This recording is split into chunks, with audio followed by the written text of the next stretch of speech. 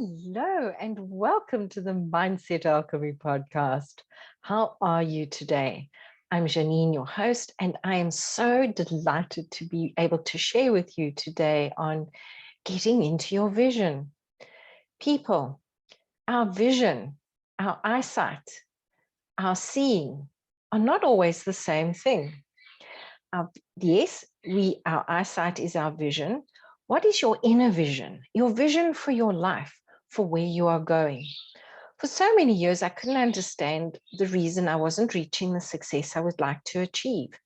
And then I stopped and I thought, Janine, what does it look like? What does it feel like to be there? Wow, things started happening because I started envisioning what it would feel like, how it would be, what the nuances of it were. And guess what? As I started visualizing it, I realized there were certain things I didn't actually desire in my vision.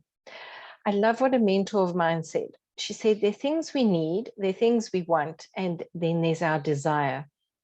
There are things we think we would like to have that we think we are lacking.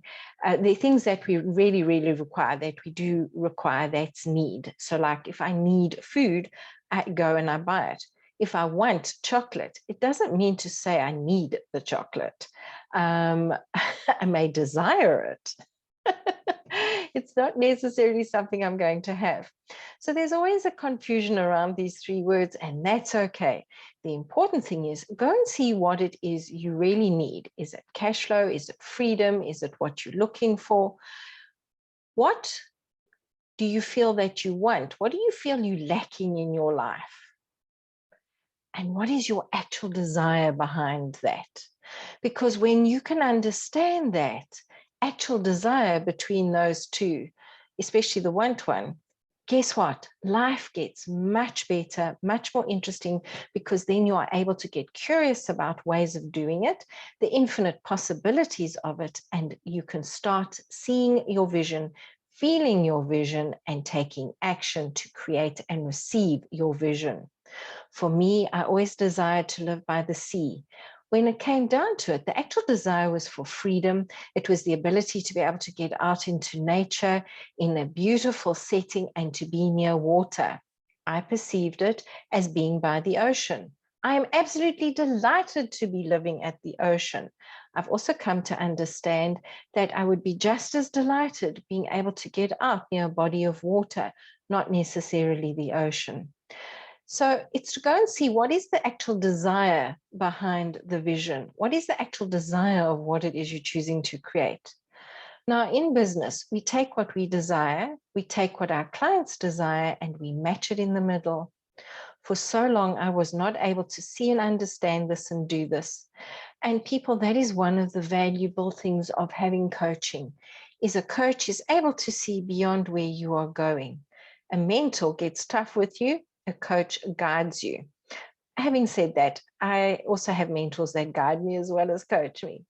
The bottom line is go and see what is the feeling behind your vision. What are you truly looking for?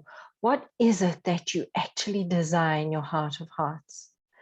Expansion is one of the things we all seek. And when we constrict ourselves through doing things we really despise and don't like, without seeing the value of it in our life, maybe you're at a job that you really don't enjoy and it pays the bills. Don't just chuck it up necessarily unless your deep, deep intuition and guidance and everything else tells you to do that. Always make sure you've got 3 months salary in the bank before you do that, though. Just an idea. And go and see what brings you joy. Focus on that, not on what doesn't bring you joy. And you will actually find that certain things at work start becoming pleasurable, they start becoming enjoyable. As this happens, you open yourselves up to what the actual desire is and to things you enjoy.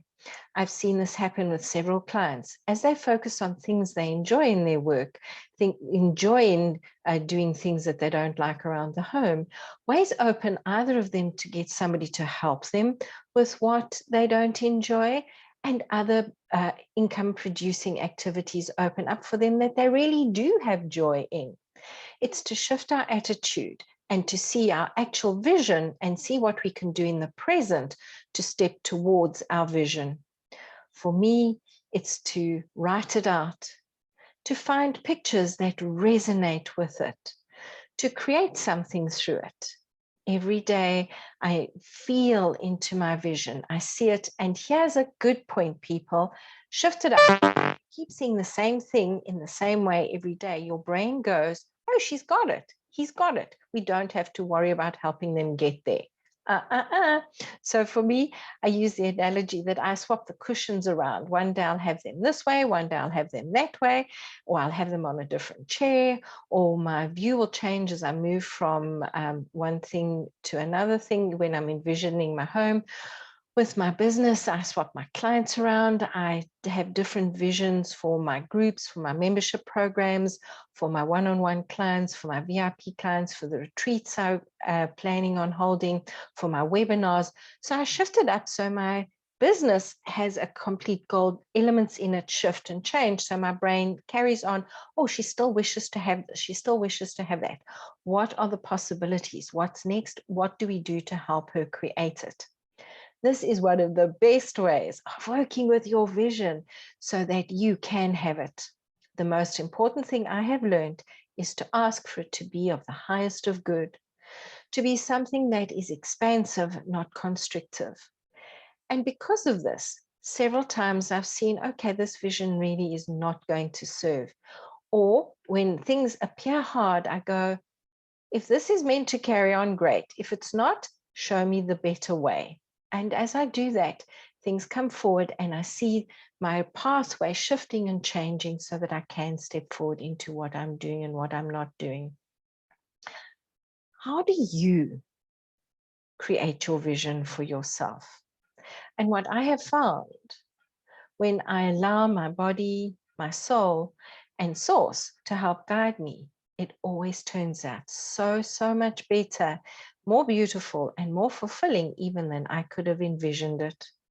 Wow, how does it get any better than this? I would love to hear your feedback. Come and find me on social media or on my website. The links will be below in the show notes. And just let me know how you create your vision. What do you do to create your vision? And remember, we create a vision for our day. We set an intention of what we would like our vision of the day to be and work with that. I do it for a week, for a month, for 3 months, for a year. Moment by moment. If some things aren't going the way I would like them to, I start saying, well, what are the infinite possibilities of this result, that result? I also choose the end results. And the operative word there is choose the end results. And then I let go of the attachment to the process. I let go of the expectation of how I'm going to get it done. I focus on the feeling of it being done, the feeling of what it will be like to experience it being done. Let me know how it goes for you. Have a good one. Oh, and be a doll, and please go and share a 5-star review on iTunes if this has given value in your life. I envision those, just as I envision the growth of this. So please share. Have a great, grand, and glorious day. Bye-bye.